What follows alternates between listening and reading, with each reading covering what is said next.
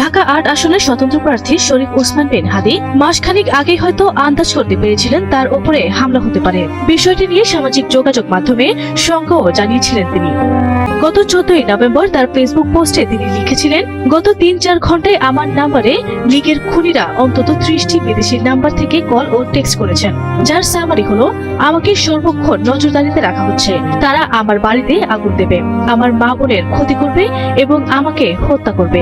17 তারিখ খুনি হাসিনার রায় হবে। 1400 শহীদের রক্তের ঋণ মেটাতে কেবল আমার বাড়ি ঘর না, যদি আমাকেও জ্বালিয়ে দেওয়া হয়, ইনসাফের এই লড়াই হতে আমি একজনও নড়ব না ইনশাআল্লাহ। এক আবরারকে হত্যার মধ্য দিয়ে হাজারো আবরার জন্মেছে এদেশে।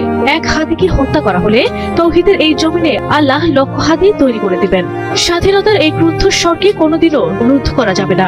লড়াইয়ের ময়দানে আমি আমার আল্লাহর কাছে আরো সাহস ও শক্তি চাই।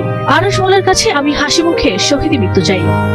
আমার পরিবার ও আমার কলিজার সহযোদ্ধাদেরকে আল্লাহ তাআলার কুদরতের কদমে সমর্পণ করলাম। শেষ নিঃশ্বাস পর্যন্ত আমাদের লড়াই চলবে। হাসবি আল্লাহ।